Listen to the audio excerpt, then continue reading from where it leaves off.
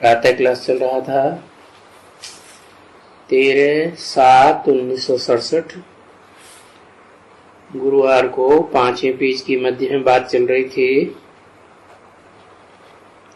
कि जैसे गिरे हो, पतित बने हो, वही तरीका है फिर पावन बनने का ना। अनेकों के संग के रंग से नीचे गिरे तो संग के रंग से ही ऊंचे चढ़ना है। सिर्फ अंतर क्या है? एक और अनेक का अंतर है। एक से चढ़ना होता है और अनेक गिराने के निमित्त बन जाते हैं। एक क्या? एक आत्मा या देहधारी आत्मा। एक मन क्या? अगर कहें आत्मा तो आत्मा तो देखने में नहीं आती और देह तो देखने में आती है। और आत्मा इतनी सूक्ष्म है कि जो देह के यंत्र हैं उनसे भी नहीं देखने में आती है। और नंबरवार आत्माएं हैं जो जितनी बुद्धि में तीक्ष्ण है उतनी ज्यादा सूक्ष्म, और जो मंद बुद्धि है वो उतनी सूक्ष्म नहीं है, स्थूल रूप है। तो सबसे जास्ती सूक्ष्म वो है जो देह धारण ही नहीं करता, देह से जन्म ही नहीं लेता, गर्भ में आना ही नहीं पड़ता। तो वो अति सूक्ष्म होने के कारण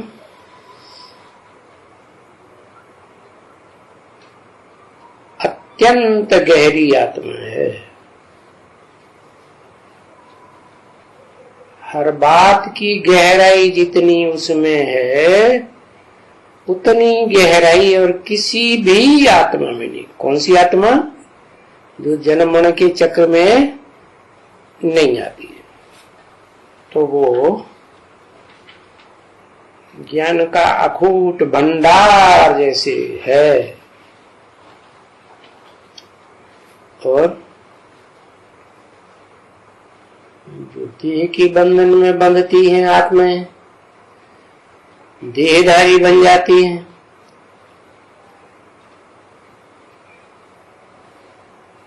देह से सुख भोगती है क्योंकि है ही सब भोगी आत्मा।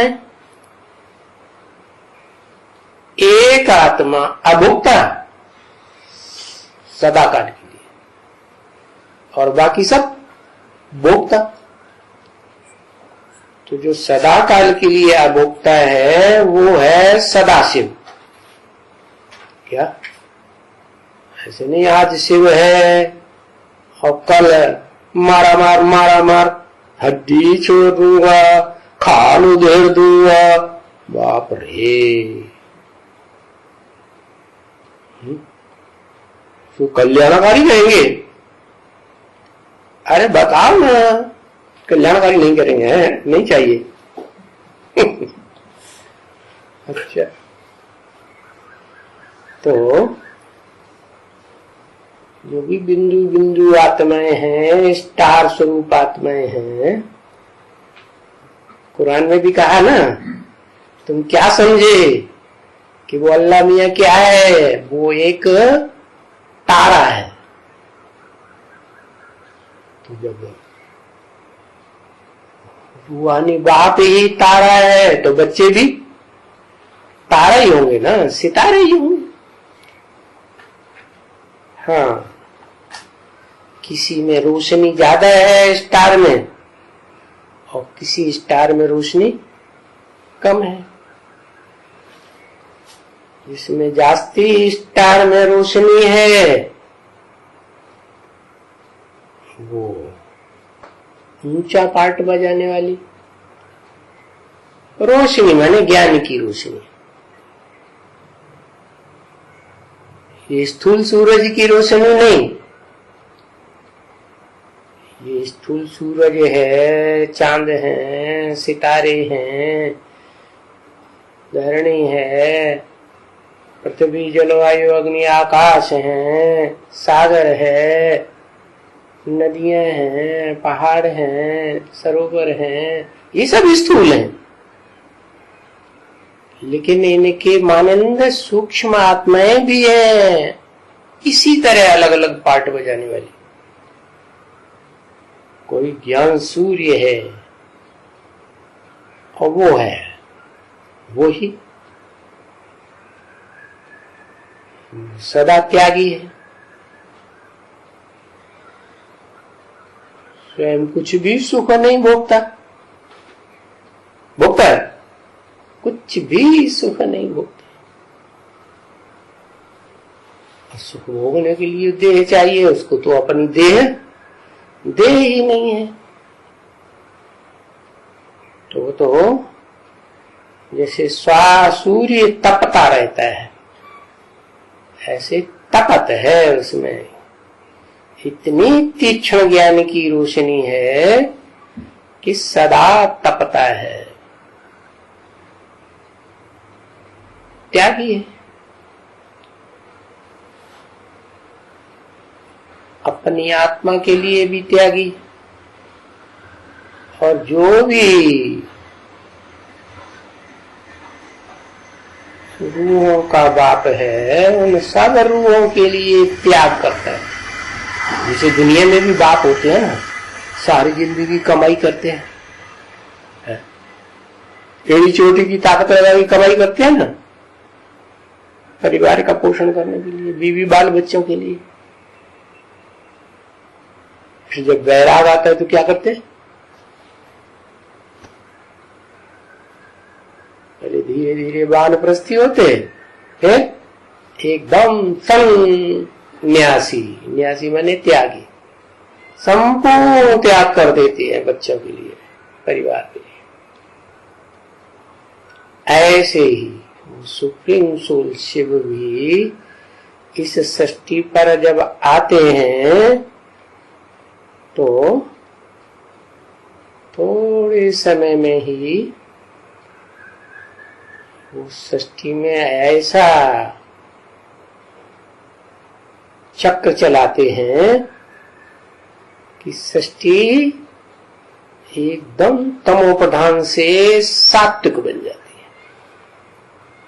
जैसे और धर्म पिताएं आते हैं, 100 वर्ष के अंदर अपना धर्म स्थापन करते हैं, ज्यादा से ज्यादा, इससे ज्यादा तो कोई ने टाइम नहीं लगाया। ऐसे ही सुप्रीम सोल बाप भी, जिसे मुसलमान अल्लाह कहते हैं, ऊंचते ऊंच, अल्लाह माने उससे ऊंचा कोई है ही नहीं, तो इसीलिए ऊंचे है, इसीलिए ऊंचे है कि वो इतना त्याग करता है? क्या जो ऊंचे है तो किस लिए लोग ऊंच समझते हैं? भारत सबसे पुराना देश है, भारतवासियों की बात बताओ, वो ऊंच उसे समझते हैं जो त्यागी है। क्या त्याग से भाग्य बनता भी है और दूसरों का भाग्य बनाता भी है, लेकिन सुप्रीम सोल का क्या भाग्य बनता है? उसके अंदर तो ये बात भरी पड़ी है कि मेरे परिवार का कल्याण हुआ माना मेरा कल्याण। क्या इस मनुष्य सृष्टि में जो मनुष्यों में ज्ञान है, उस ज्ञान का बीज तो मैं हूं। तो बीज श्रेष्ठ तो सारा वृक्ष भी श्रेष्ठ। तो वो सुप्रीम सोल बीज उसको कहें कि उस एक का संग का रंग लगेगा तो हम भी उसके संग के रंग से श्रेष्ठ बन जाएंगे। नहीं बनेंगे या नहीं बनेंगे हैं? अरे बनेंगे या नहीं बनेंगे हैं? बने, थोड़ा सा बनेंगे, ज्यादा सर नहीं हिलाया। हाँ और बताया कि जिनकी बात है संग का रंग लेने की, वो आत्माएं तो भोगी है ना। क्या भोगता है? भोगी है ना। तो जो भी भोगी आत्माएं हैं उनको तो भोग से निवृत्त होना पड़े। क्या? भोग वासना से अलग होना पड़े। तब क्या होगा?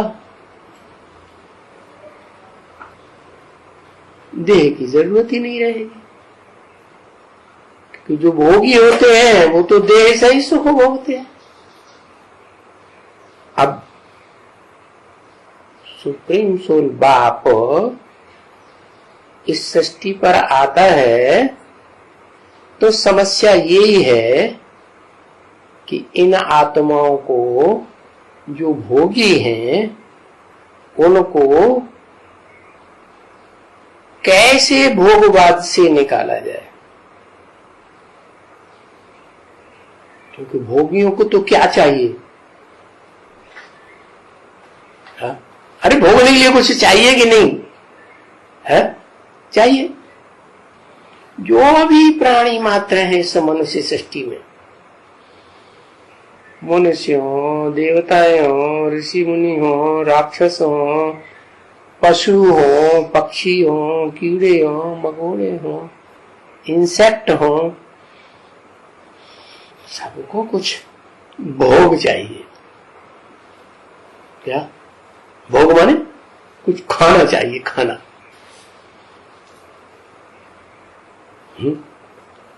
ये ब्रह्मवाद बहुत गौर करता है। कहता है बाबा ने बोला है ना, सन सोज फादर। मैं बाबा का बड़ा बच्चा हूं ना। क्या? कैसा बड़ा बच्चा हूं? अरे मैंने परंपरा डाल दी है अपने बच्चों में। दीदी हो चाहे दादी हो चाहे दादा हो, आत्मा ही ब्रह्म बनती है, आत्मा ही विष्णु बनता है, आत्मा ही शंकर बनता है।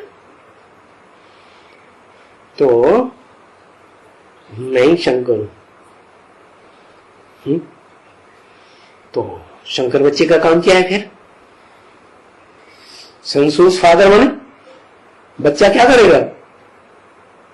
बाप को प्रत्यक्ष करेगा ना। ऐसा भाषणबाजी बहुत करता है, प्रत्यक्ष तो करता ही नहीं। तो मैं ऐसा ही करता हूं।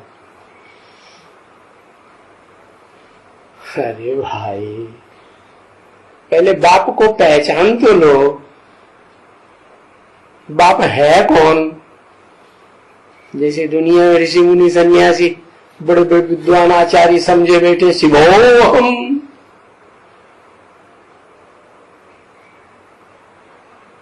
बस अंधश्रद्धा से मान लिया, भक्ति मार्ग अपना लिया। ऐसे ही भक्ति मार्ग की परंपरा के आधार पर भगवान बन के बैठ गए। बहुत मीठी मीठी बातें करते। क्या क्रिश्चियंस ने किसको फॉलो किया है? क्रिश्चियंस ने फॉलो ही किया कृष्ण को। तो आपात रमणीय मीठी मीठी बातें करके लोगों को लुभाना और लोग प्रसन्न हो जाएं, हाँ यही भगवान, इसी को कहते हैं भगवान। तो बस बात पक्की हो गई। अरे भाई, भगवान के रूप में प्रत्यक्ष करने के लिए तो जिसे तुम भगवान समझते हो बिंदी है, वो बिंदी भगवान कहा जा सकता है? क्यों नहीं कहा जा सकता? सर हिलाई दिया। अरे क्यों नहीं कहा जा सकता भगवान है? शरीर है? अरे ये क्या बात है, शरीर है इसलिए, शरीर नहीं है इसलिए भगवान नहीं कहा जा सकता है? कारण?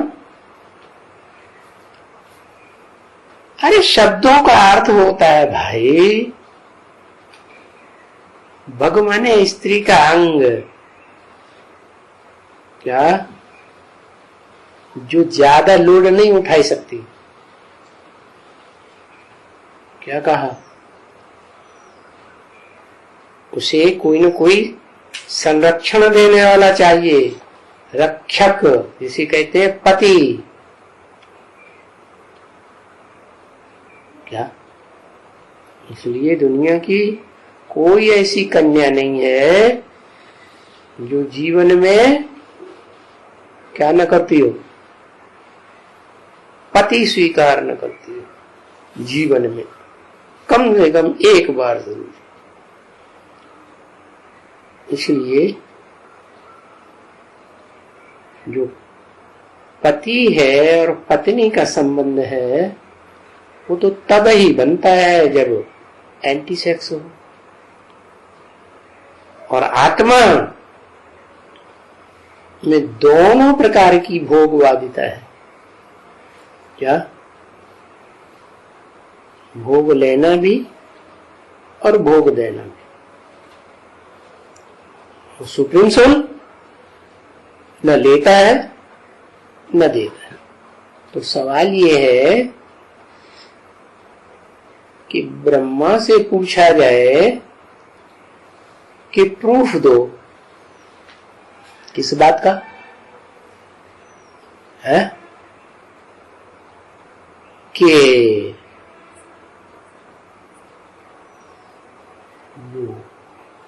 निराकार ज्योति बिंदु है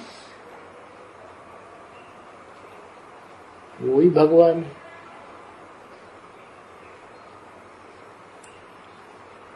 कहते हैं भगवान उसे कहा जाता है जिसका नाम भी हो, रूप भी हो, देश भी हो, कार्यकाल भी हो। नाम रूप देश काल ये सारी बातें हों तो कहेंगे हाँ है। तो कहते क्या नाम है? तो कहते शिव नाम है। शिव माने कल्याण। अब सवाल पैदा होता है कैसे कल्याण करता है? पूछा तो जाएगा ना। अरे तो किस में प्रवेश करता है? दादा लेखराज ब्रह्मा में प्रवेश करता है। संशय था उसने किया। फिर ओम मंडली में जाके काय के लिए नाक रगड़ी है, और फिर वहां से धोखा देके भाग क्यों खड़े हुए हैं? अरे कैसे पता चले? बोला है मुकर्रर रथ और टेम्परेरी रथ, साबित कैसे होगा? मुकर्रर वो जो आदि में भी हो, मध्य में भी हो, अंत में भी हो, और टेम्परेरी वो पता नहीं आदि में हो या ना हो, मध्य में हो जाए, अंत में भी ना रहे। तो ये तो दादा लेखराज के साबित होता है। और मंडली में तो साबित होता है कि अगर वो खुद ही भगवान थे तो उन्हें इधर उधर भटकने की क्या दरकार थी? है दरकार थी नहीं। वाराणसी गए, अपने गुरु से पूछा, गुरु ने जवाब नहीं दिया तो दूसरे गुरुओं के पीछे पड़ते रहे। कोई गुरु ने जवाब दिया तो बनारस में गए, वहां ज्यादा विद्वान पंडित आचार्य हैं, शायद वो जवाब दें। उन्होंने जवाब नहीं दिया। आखिर माथा मार के जिंदगी में समझा कि हमारे साथ हमारी दुकान में जो मैनेजर रखा है वो बड़ा होशियार है, और उसके पास गए। तुमको निश्चय कहां से हुआ अपनी आत्मा के पार्ट का? कहां से निश्चय हुआ? वही व्यक्ति ने जवाब दिया कि तुम्हारे साक्षात्कारों का ये अर्थ है और ये इनकी बुद्धि में बैठ गया। तो भगवान मान लेना चाहिए ना, है? लेकिन नहीं, क्योंकि वो दुकान में नौकर था, मैनेजर, इसलिए अहंकार आ गया। किस बात का? किस बात का? देह का अहंकार आ गया कि मैं मालिक हूं और ये नौकर। नौकर भी वो कैसे जिंदगी में पढ़ाई पढ़ाएगा? हमारे अहंकार की बात बुद्धि में बैठी नहीं। तो इन सब बातों से साबित हो जाता है क्या कि वो मुकर्रर रथ नहीं है और वो सारी दुनिया को चलाने वाला भगवान भी नहीं हो सकता। तो सवाल ये पैदा होता है कि जो भगवान है वो तो ज्ञान का अकूट भंडार है ना, हमारा बाप है ना, तो क्या देता होगा? अकूट ज्ञान का भंडार ही देगा ना, ज्ञान की रोशनी ही देगा ना। तो वो परंपरा भारत में चली आ रही है, भगवान की स्थापन की हुई, जो भगवान ने गीता में कहा मम वर्तमान वर्तन्ते मनुष्या पार्थ सर्वस, मेरे मार्ग का ही सारा संसार अनुगमन जरूर करता है। पहले तो भारतवासी क्या है कि जो भी राजाएं हुए हिस्ट्री में, उन्होंने अपने बड़े बच्चे को राजाई दी, प्रॉपर्टी दी। जो भी प्रॉपर्टी है राजाई है, तो धन संपत्ति है, तो महलवाणियां है, तो सोना चांदी है, तो सुप्रीम सोल शिव के पास क्या प्रॉपर्टी है? अखूट ज्ञान का भंडार। दादा लिखराज की बुद्धि में आया, मैं तो रोज ज्ञान ही सुनाता हूं। ज्ञान सुनाना अलग बात है, लेकिन वो जो ज्ञान सुनाया उसमें हर सुनाई हुई बात का प्रश्नोत्तर करके जवाब लेना और जवाब देना और उसका समाधान करना, ये अलग है। जो काम दुनिया का आज तक कोई भी गुरु नहीं कर सका। क्या? भाषणबाजी बहुतों ने की, प्रवचन बड़े बड़े दिए, लेकिन जहां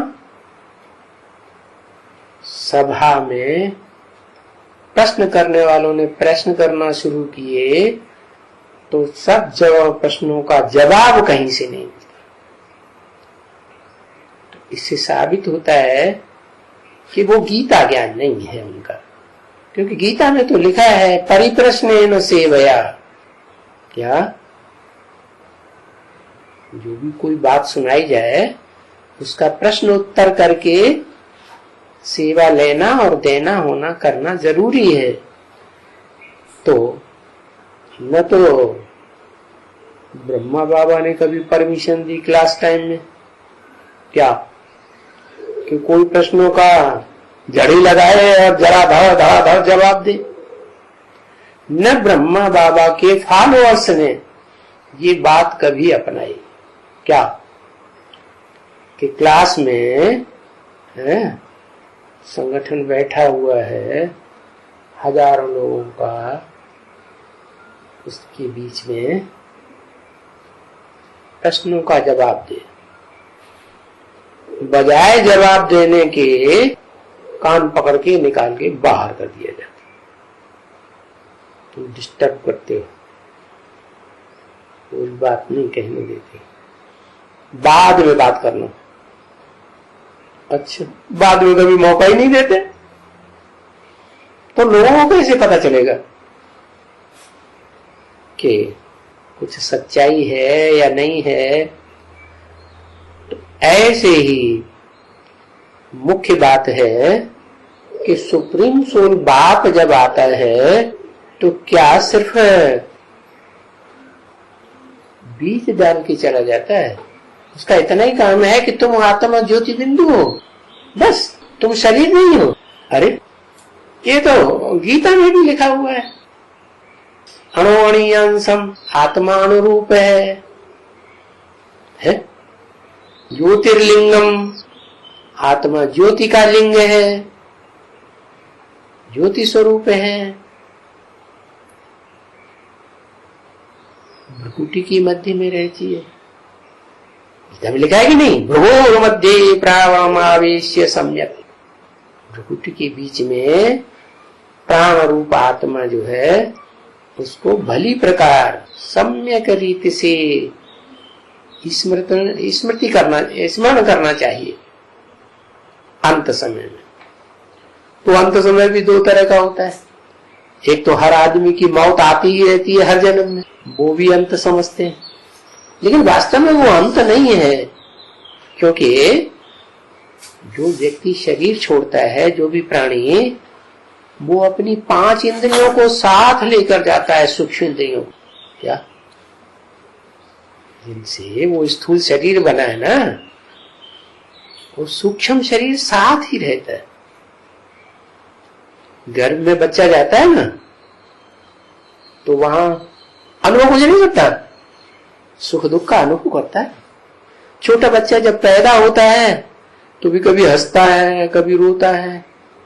ऐसे थोड़े कि कोई उसको रुलाता है, हंसाता है, नहीं, वो अपनी पूर्व जन्म की स्मृतियों में हंसता है, रोता है, अपने सूक्ष्म शरीर से सुख दुख भोगता है। तो शरीर जो है हर आत्मा का साथ ही रहता है हर जन्म में। शरीर माने 5 तत्व, पृथ्वी, जलवायु, अग्नि, आकाश, जिनसे ये शरीर बनता है। हाँ, जो बाप ने बीज डाला, बीज तो छोटा होता है ना, सूक्ष्म, वो बीज में ही सारा सार है क्या? लेकिन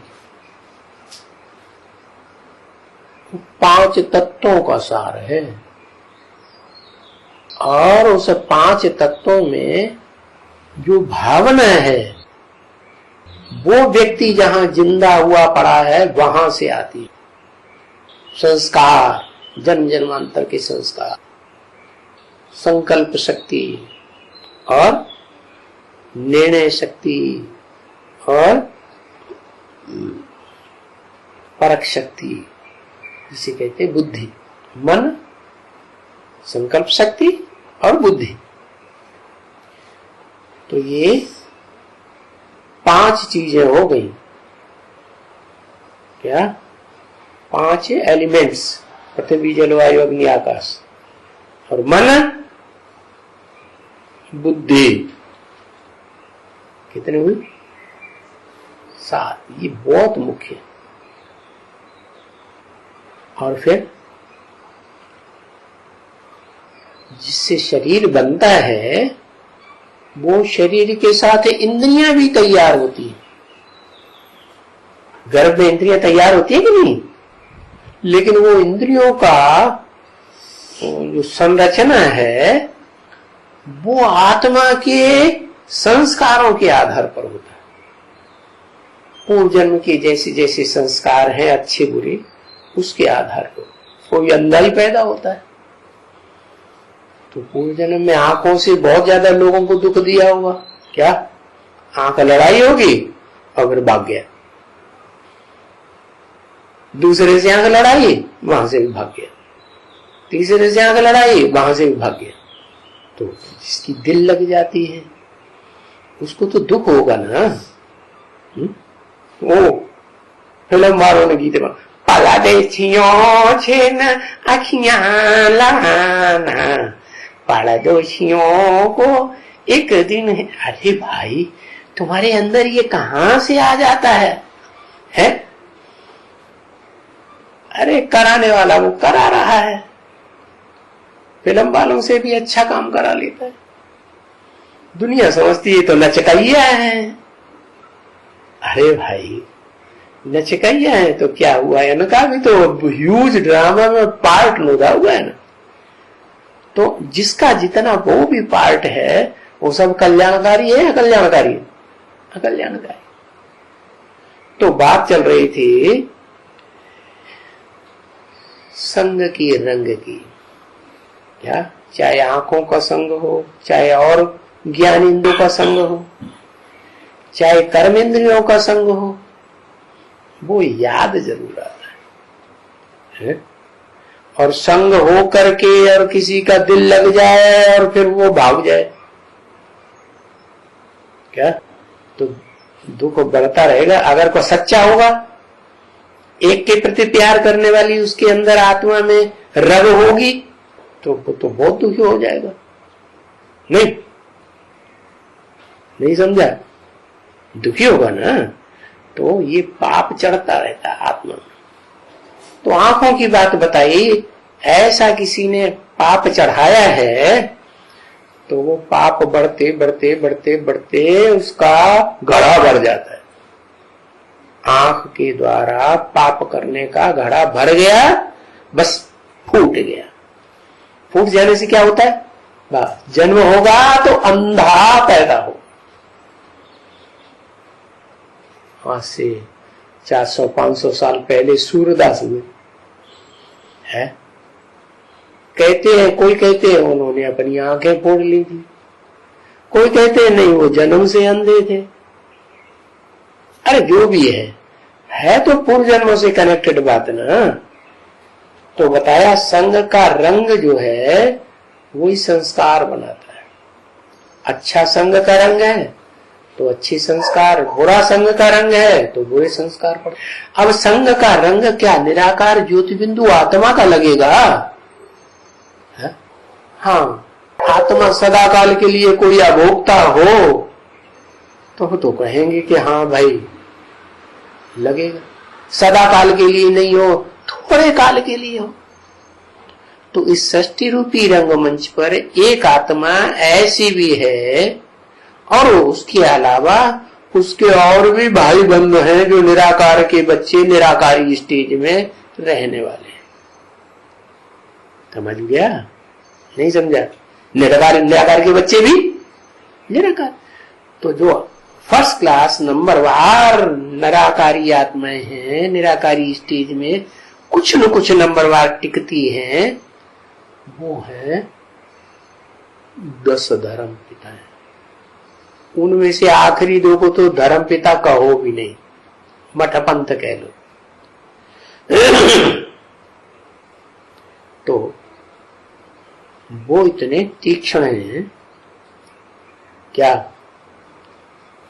कि वो हमारे देह अहंकार के धर्म पिता हैं, वो किसी के सामने झुकते नहीं, क्योंकि बड़ी जेंट्री उनको फॉलो करती है ना। चलो सबसे बाद में आया हुआ धर्म पिता आर्य समाज है, महर्षि दयानंद, लेकिन उसके भी तो दुनिया में फॉलोअर्स होते हैं ना। है? वो ऐसे फॉलोअर्स बनाता कि सारी दुनिया उसकी चपेट में आ जाती है। क्या? सारी दुनिया उसकी प्रजा बन जाती है, थोड़ी आत्माओं को, भारतवासियों को छोड़ के। बनती कि नहीं? प्रजातंत्र शासन सारी दुनिया में चलता है, चलता है। प्रजापरस्थ, हम कोई धर्म परम को नहीं मानने वाले, धर्म निरपेक्ष, हमें किसी धर्म की अपेक्षा नहीं, ऐसी आत्मा। तो देखो, थोड़ी सी आत्माओं से बात शुरू की और विस्तार होते होते सारी दुनिया उस चपेट में आ गई, और फिर उस आत्मा को अहंकार बढ़ेगा कि नहीं? बढ़ेगा। तो वो कोई की बात नहीं मानती, चाहे भगवान ही सृष्टि पर क्यों ना आ जाए। क्या कहते? ब्रह्मा ही क्यों ना उतर आए तो भी हम नहीं मानेंगे। बुद्धिवाद के आधार पर ही हर बात को मानने के लिए तैयार होते। तो जो बुद्धिमान मनुष्य हैं संसार में, वो नंबरवार है कि एक जैसे? नंबरवार है ना। तो उनमें जो अव्वल नंबर धर्म बुद्धिमान आत्मा है, वो भारत के शास्त्रों में क्या गाया जाता है? उसका रूप कुछ है स्पेशल है, जिसके आधार पर समझा जाए कि हाँ, इस दुनिया में वो ही सबसे जास्ती बुद्धिमान है। क्या चाणक्य क्या कर दिया है? कौन है? व्यास। पर वो द्वापर में आया तो वो हो गया सबसे ज्यादा बुद्धिमान। जो द्वापर में जन्म लेते हैं वो सबसे ज्यादा बुद्धिमान हुए। शास्त्र लिखते हैं तो बुद्धिमान हो गए हैं। देव देव महादेव।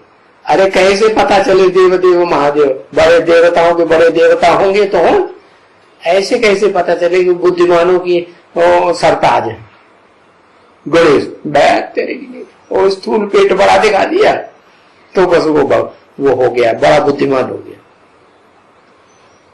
नहीं, जो बहुत बुद्धिमान है उसका रूप भी दिखाया है। बुद्धि का तीसरा नेत्र किसको दिखाते हैं? है शंकर को। इसीलिए गीता में लिखा हुआ है कि इस संसार में जो इंद्रियां हैं बड़ी प्रबल है। इंद्रियों से भी प्रबल मन है, मन से भी प्रबल कोई आत्मा है जो बहुत बुद्धिमान है। बुद्धि तीसरे नेत्र के रूप में दिखाई जाती है। त्रिनेत्री शंकर त्रिनेत्री दिखाते हैं ना। कोई कहे त्रिनेत्री महाकाली को भी तो दिखाते हैं है? लेकिन महाकाली को तो जगदम्बा कहते हैं ना, है ना? तो जगदप्पा होगा भी नहीं। जगदप्पा के नीचे रही होगी कि जगदप्पा के ऊपर चढ़ी गई हो? कहेगी हाँ, ऊपर भी चढ़ती है। पांव किसके ऊपर रखती है? किसके ऊपर पांव रखती है? जगत पिता के ऊपर पांव रखे हुए दिखाया गया है ना। तो धोखेबाज है, दगाबाज है या वफादार है? पहले अपना सरताज बना ले, सब कुछ तुम्हारा ही है। क्या जो अंग बहुत गोपनीय करने के वो भी तुम्हारे हैं, तन मन धन सब तेरा है। फिर उसके बाद छाती पर पांव रख दिया, हम तुमको कुछ नहीं समझते। धोखेबाजी हुई या वफादारी हुई? ये तो धोखेबाजी हो गई। तो बताया कि है तो त्रिनेत्री, तीसरा नेत्र उसको भी है, लेकिन वो तीसरा नेत्र भी उसको मिलता है किससे? डायरेक्ट निराकार से मिलता है या साकार से मिलता है? जिससे मिलता है उसके अंदर में पहले ही आ जाती है। उसके अंदर में आती है तो उसे याद करती है जीवन भर। इसलिए उसके मस्तक पर आज भी चित्रों में शंकर का चित्र दिखाया जाता है। किसके मस्तक पर? हाँ, जगदम्बा के मस्तक पर। बड़े बड़े कॉलेजेस होते हैं, उसमें बड़ा गेट होता है, मेन गेट, और मेन गेट के ऊपर जो ताक होता है उसमें जगदम्बा की मूर्ति रखी होती है। उस मूर्ति के मूर्धन में, भ्रकुटी में शंकर की मूर्ति विराजमान। क्या किस बात की सूचक? इस बात की सूचक है कि वो आत्मा याद उसे ही करती है। किसको? बिंदी को या देवधारी को? बिंदी को याद करती है। निराकार को याद करती है? नहीं, उसकी बुद्धि में साकार बैठा। क्योंकि ये सच्चाई है दुनिया की कि कन्या के जीवन में, नौजवान कन्या के जीवन में जो भी पुरुष पहले छाप डालता है वो पुरुष कभी जिंदगी में भूलता नहीं। तो वो भी कन्या ऐसी जिसे जगदम्बा कहा जाता है। वो जब परमपिता परमात्मा शिव इस सृष्टि पर कंबाइंड पार्ट बजाते हैं तो जो सबसे जास्ती दुखी होती है संसार में आत्मा, उसी को सहारा देते। तो बताओ, दुनिया में इतने स्त्रियां हैं, इतने पुरुष हैं, इतनी कन्याएं हैं, इतनी माताएं हैं, इतने भाई हैं, सबसे जास्ती दुखी कौन? माताएं, है ना? और माताएं भी पहले कोई न कोई जन्म में कन्या होती है ना। लेकिन ये तो आत्मा की बात हो रही है ना, कि देह की बात हो रही? आत्मा। तो जन्म जन्मांतर आत्मा के रूप में जिसने मां का पार्ट बजाया है, तो वो आत्मा आखिरी जन्म में भी जब कन्या बनती है तो कन्या के रूप में वो जगत पिता, जो इस सृष्टि का आदम कहा जाता है, सारे जगत का, मनुष्य सृष्टि का बाप, उसके साथ जगत माता बनती है छोटी उम्र से। संग का रंग रहता है। कौन सी उम्र मानी जाती है? सन्यासी कौन सी उम्र की कन्याओं को बहुत श्रेष्ठ मानते हैं? हाँ, 9 साल की कन्या हो, 8-9 साल की, तो समझते हैं ये समझदार हो गई। तो जब कन्याओं का पूजन करते हैं नव दुर्गाओं में, तो कन्याओं को पूजा करने के लिए बुलाते हैं। अच्छा अच्छा भोजन खिलाएंगे, अच्छे अच्छे से उनका मान सम्मान करेंगे, दान दक्षिणा देंगे। तो ये परंपरा कहाँ से शुरू हुई? संगम युग से शुरू हुई।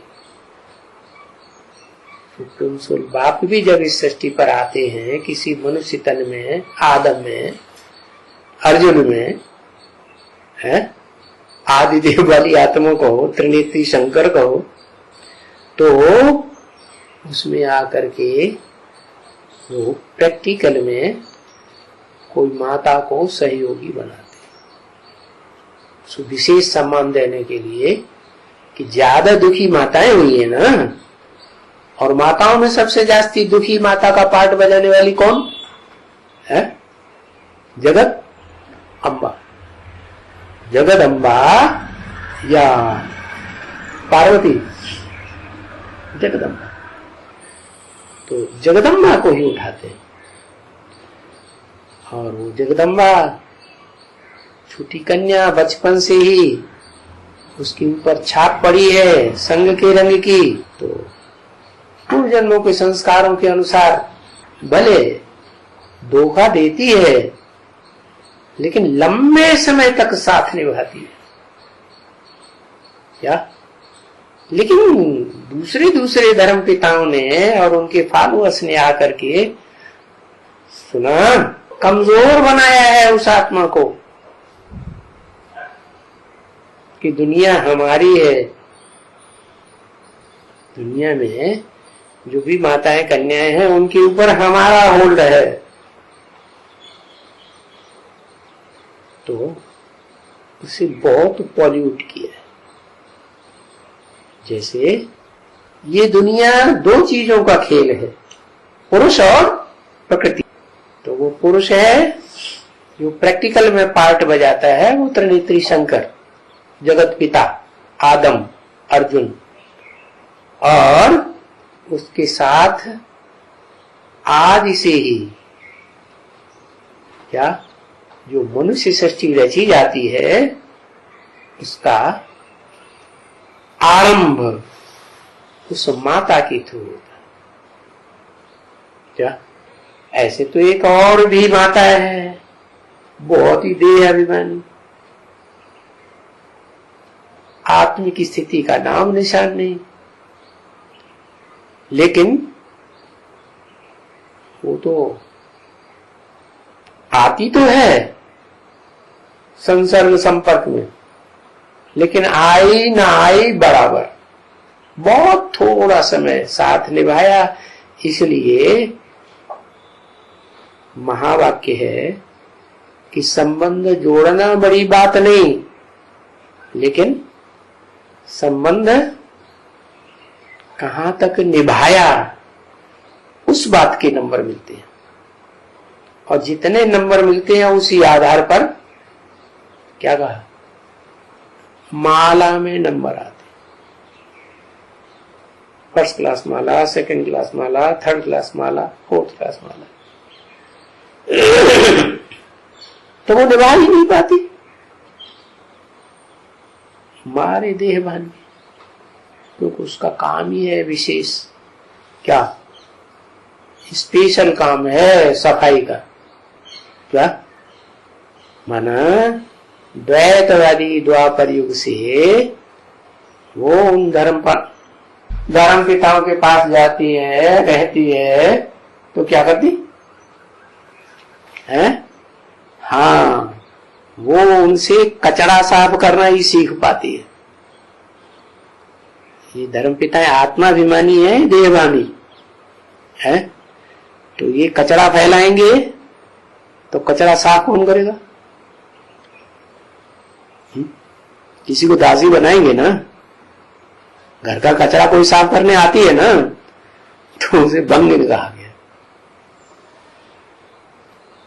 जब स्थापना होती है, सुप्रीम सोल बाप आते हैं, तो पहले पहले फिदा होने वाली कौन निकलती है? वो ही भंगिन निकलती है।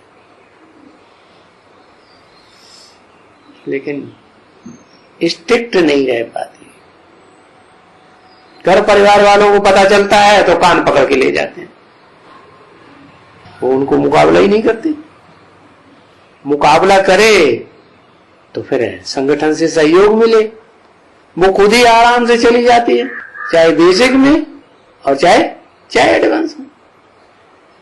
तो विशेष महत्व नहीं रहता। जिसने लंबे समय तक निभाया उस आत्मा का महत्व हो जाता है। और महत्व इसलिए भी हो जाता है कि जब वो निभाती है तो यहां तक निभाती है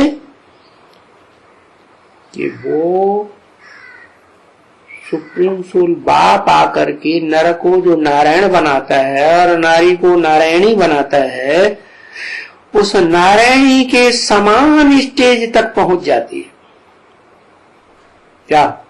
आत्मिक स्थिति में।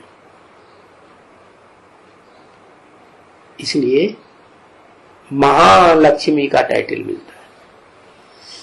क्या दुनिया जानती है कि ब्राह्मण अच्छी चीज होती है, अच्छे होते हैं, महाब्राह्मण कह देते हैं। जानते हैं ये भीख मांगने वाले ब्राह्मण हैं, महाब्राह्मण। मर जाता है कोई तो उसका जो मरे हुए का जो कपड़ा लत्ता पुरानी चीजें हैं वो ले लेता है दान में, उसे महाब्राह्मण कहते हैं। ऐसे ही महानारायण, महानारायण का मतलब क्या है? एक नारायण वो जो चढ़ती कला वाला नारायण है, अतीन्द्रिय सुख लेने वाला आदि नारायण, और दूसरा नारायण वो जो उसका बच्चा बनता है। क्या?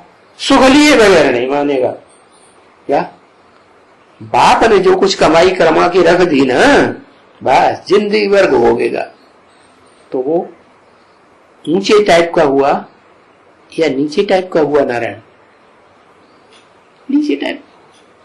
तो वो जो नीचे नारायण है वो भी ऐड हो जाता है, अव्वल नंबर आद नारायण की आत्मा के साथ सहयोगी बन जाता है, दास के रूप में। रामायण में दिखाया है हनुमान। क्या? जब विपत्ति पड़ी तो विपत्ति के समय जो काम आए वो ही सबसे श्रेष्ठ माना जाता है। तो कहते हैं राम भगवान की सीता रावण ने चुरा ली तो कौन काम में आया? वो ही हनुमान का। अब वो हनुमान, उन्होंने बंदर दिखाई दिया। बंदर की बात नहीं है, वास्तव में चंचल मन की बात है। क्या? मन तो हर एक मनुष्य आत्मा में है ना, हर एक दाढ़ी मूंछ वाले में है, लेकिन वो ऐसा मन है कि भयंकर चंचल। क्या? न माँ की बात माने, न बाप की बात माने, न अपनी बोली हुई बातों को भी नहीं मानता। कम से कम अपनी बोली हुई बातें तो माने, वो भी नहीं। तो बहुत चंचल। तो ऐसी चंचल आत्मा जो है वो मन कही जाती है। क्यों? क्योंकि वो हनुमान के रूप में पाठ बजाती है, बहुत शक्तिशाली है। इतनी शक्ति दिखाई है कि सूर्य को भी भक्षण कर लेती। क्या? इतनी शक्ति लिखा है। बाल समय रवि भक्ष लियो तब तीनों लोक भयो अंधियारो, ताहि त्रास भई जग को यह संकट काउ से जात न तारो, और देवनान करी विनती तब छाण दी और अभी कष्ट निवारो। वाह भैया, कितनी महिमा कर दी दास जी महाराज की। तो एक बड़े गुरु हुए हैं भारत में, उनका नाम था रामदास जी। क्या? कंपिला में भी एक मंदिर है जहां रामलीला नियंत्रित की जाती है, जहां से, जिस मंदिर से, वहां के गुरु का नाम रखा था, जब जिसने वो मंदिर बनाया था, रामदास जी का गुरु का मंदिर, रामदास का मंदिर। बहुत बड़ी गुरु हुए थे। तो हनुमान, अभी भी वहां कोई न कोई जो पुजारी रहता है वो हनुमान का पुजारी होता। तो बाबा के बचपन के जमाने में तो जो थे वो तो जो पुजारी थे वो उनका नाम ही था जय जय राम। क्या? किसकी जय करते थे? राम की जय। उनमें जब हनुमान प्रवेश करते थे भयंकर रूप धारण कर लेते, लाल लाल जय। तो लोग उनकी बहुत मान्यता करते। तो कहने का मतलब यह है कि दास का भी महत्व हो गया। क्यों? क्योंकि राम का सहयोगी बन। अकेला जना भार फोड़ता है क्या? वो सहयोगी न बनता तो रावण का पराभव नहीं होता। अब यहां शूटिंग पीरियड में कौन? क्या? जो पहले भयंकर बंदर होता है, बड़ा बंदर, किसी के कंट्रोल में नहीं आता, माना आदम के कंट्रोल में भी मन नहीं आता, वो ही मन रूपी चंद्रमा तो जब संपन्न बनता है एडवांस ज्ञान सुनते सुनते, क्योंकि उसकी आत्मा में ये लगा हुआ है कि जहां जहां कहीं राम कथा होगी वहां वो आत्मा पहुंचेगी जरूर। भले पहुंचने का मतलब ये नहीं कि कोई ज्ञान सुनेगी ध्यान से, प्यार से, श्रद्धा पूर्वक, नहीं, वो कोई भी प्रवेश करके ढेर सारे प्रश्न करवाएगी। क्या? बढ़िया बढ़िया प्रश्न जिनका जवाब सबको मिलना चाहिए, सबके संशय दूर हो जाए। तो ऐसा धंधा करती। तो उसे अनिश्चय बुद्धि गए कि निश्चय बुद्धि गए? जब तक प्रश्न आ रहे हैं तब तक अनिश्चय बुद्धि कि निश्चय बुद्धि? अनिश्चय बुद्धि। फिर प्रश्न करते करते करते करते आखिर कहीं अंत होता है कि नहीं? जब अंत हो जाता है और कोई भी प्रश्न पूछने के लिए ही तैयार नहीं होता, सबकी श्रद्धा विश्वास जल जाती, तो फिर वो आत्मा भी सरेंडर कर देती है और सहयोगी बन जाती सदा काल की। तो वो हनुमान दिखाई गई कि वो विजय पताका तब मिलती है अर्जुन को जब उनकी पताका में, झंडे में, रथ के ऊपर हनुमान जी छपे हुए हो। हनुमान जी जब उतर जाते हैं तो डीले भर जाते अर्जुन जी महाराज, कोई दम नहीं। तो उनका सारा ताकत का भंडार जो है वो जैसे हनुमान हो गया। क्यों? कैसे? कि शूटिंग पीरियड में शिव बाप दादा लेखराज ब्रह्मा में जब प्रवेश करते हैं ज्ञान चंद्रमा में, तो जो वाणी सुनाते हैं वो है बेसिक ज्ञान। माता में प्रवेश किया ना, बाप तो नहीं है। दादा लेखराज ब्रह्मा की पार्टी की क्या पहचान? माता के रूप में पार्ट बजाया या बाप के रूप में पार्ट बजाया? माता के रूप में पार्ट। तो माता के रूप में ज्ञान की मीठी मीठी लोरियां सुनाई, गीता ज्ञान दिया, जैसे माँ बाप बच्चे को पालती है ऐसे। क्या? तो वो उसे कहा जाता है भक्ति मार्ग में मुरली। मुरली माने मीठी तान। कैसी मीठी तान है? वो मुरली काट के दिखाते हैं या मेटल की दिखाते हैं? काट की। काट की मुरली का मतलब यह है कि भगवान उनके तन में आकर जो कुछ बोलते हैं वो कटबुद्धि के अंदर आके बोलते हैं। वो कुछ नहीं समझता। क्या? जो बोला जाता है उनके मुख से उस पर मनन चिंतन मंथन क्या कहा? बिल्कुल नहीं। तो ऐसी स्टेज होती है तो उसे कहते हैं बच्चा बुद्धि। तो ऐसी वाणी को सुनकर के जो ओम मंडली में आत्मा फेल हो गई। किस बात में फेल हो गई? कि भगवान जब आता है, भगवान अपना कार्य करते हैं, भगवान का कार्य जहां चलाया जाता है, गीता ज्ञान सुनाया जाता है, भागवत सुनाई जाती है, रामायण का पाठ किया जाता है, तो पवित्र रहना जरूरी होता है कि नहीं? शरीर से भी, शरीर की इंद्रियों से भी। तो वो पवित्र रहा या अपवित्र हुआ? है? उसने स्वयं को अपन को आत्मा से परमात्मा समझे बैठा था। तो क्या किया? शकड़ के संग का रंग लेता रहा, देता रहा। तो पतित बनेगा कि पावन बनेगा? क्योंकि बुद्धि में आत्मा परमात्मा का सच्चा ज्ञान था नहीं था। हाँ, पुरानी जो संस्कृत की गीता थी उसके अर्थ करके समझे, सुनाए। और वो भी किसने सुनाए? ऊपर वाले ने, सुप्रीम सोल ने सुनाए या जो देहधारी था उसने सुनाए? ऊपर वाले ने सुनाए।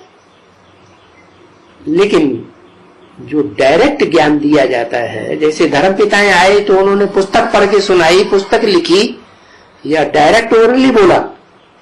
ओरली बोला ना। ऐसे ही सुप्रीम सोल शिव बाप भी आते हैं तो ओरली बोलते हैं, डायरेक्ट बोलते।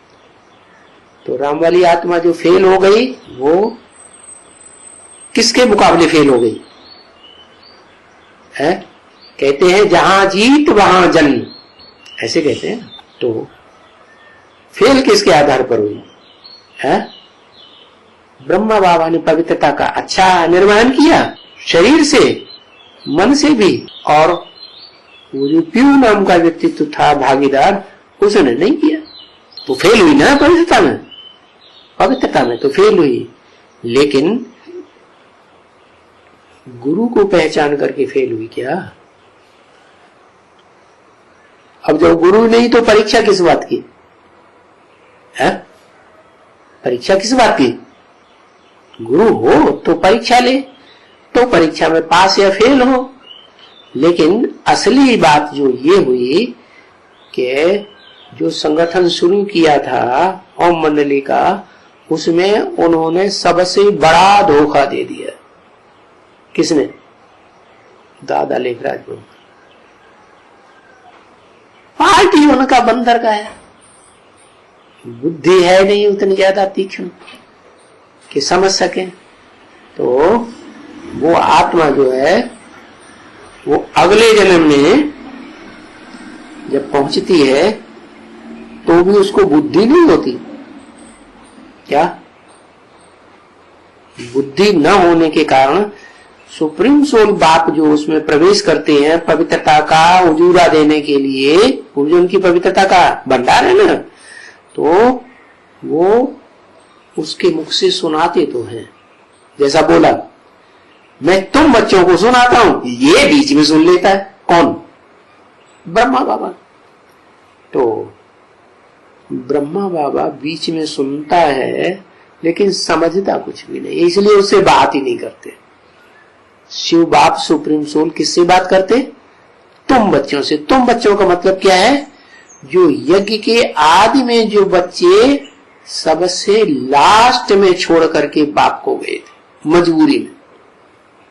क्या कि सारी दुनिया एक तरफ हो गई तो हमको भी आखिरी रहना तो समाज के बीच भी है, बीवी बाल बच्चे वाले हैं, कहां जाएंगे, तो लास्ट में छोड़ के वो भी चले गए।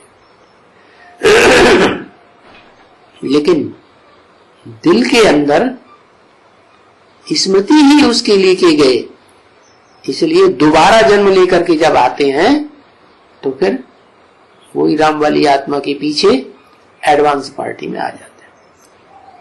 तो जो राम वाली आत्मा है वो ब्रह्मा बाबा के मुख से बोली हुई बातों को सुप्रीम सोल का ज्ञान समझ करके उस पर मनन चिंतन मंथन करके उसको अपना बनाती है। क्या जैसे कहा जाता है ना मुरली में, भोजन को चबाएंगे तो जल्दी खून बनेगा, ऐसे ही हप करके खा जाएंगे जल्दी जल्दी तो खून जल्दी नहीं बनेगा, बनेगा ही नहीं पहले। तो बताया आते जो है चबाने का काम दांतों का नहीं करेंगे, क्या चबाने का काम दांत करते हैं। तो ऐसे ही जो सुनने वाला है और समझने वाला है, अव्वल नंबर का बच्चा, वही उस महली को ज्ञान को ग्रास्प करता है और ग्रास्प करके उन्हीं आत्माओं के बारे में, उसी आत्मा के बारे में बोला गया कि इन लक्ष्मी नारायण का जन्म कब हुआ, आज से 10 वर्ष कम 5000 वर्ष। तो वो 66 की मुरली है, 67 की, उस हिसाब से 76 पड़ता है जाके।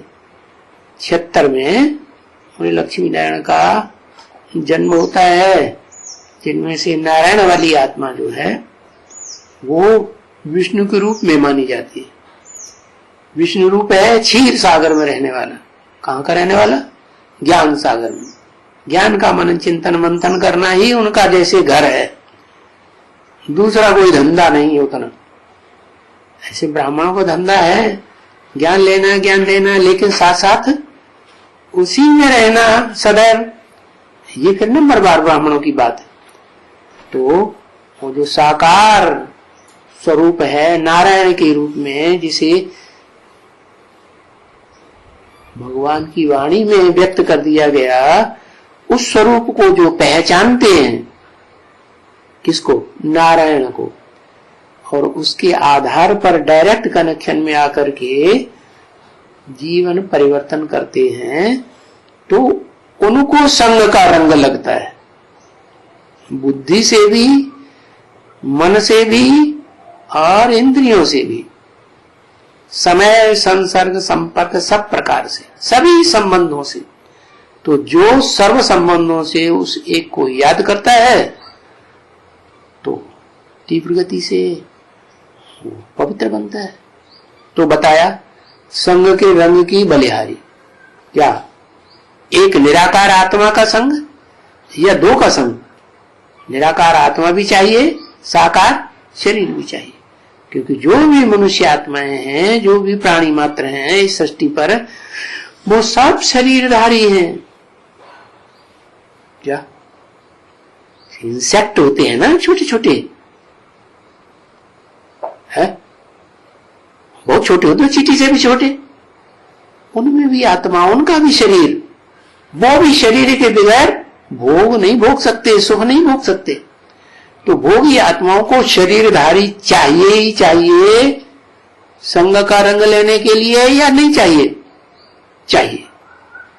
तो यही बात बताई गई। क्या ये चरती कला कब होती है? तुम्हारी सबकी चरती कला होती है। किस आधार पर? उस साकार और निराकार का जो मेल है, उसको याद करने के आधार पर सबकी चतुर्थ। ऐसे नहीं कि धर्म पिता हैं जो आते हैं, चलो सतयुग का कृष्ण आया, तो वो भी तो ब्रह्मा है ना। ब्रह्मा को ब्राह्मण धर्म स्थापन करने वाला धर्म पिता कहेंगे कि नहीं? सारी दुनिया ब्राह्मण बनेगी ना। तो वो ब्राह्मण को जन्म देने वाली आत्मा जो है, ब्राह्मणों को, चाहे किसी भी कुरी के ब्राह्मण, 9 कुरी के ब्राह्मण, सबको जन्म देने वाला वो ब्राह्मण धर्म का मुखिया हुआ, तो वो भी क्या, उसको भी सुख चाहिए कि नहीं है? बिना सुख लिए वो आसक्त होगा क्या? है ही वो भी।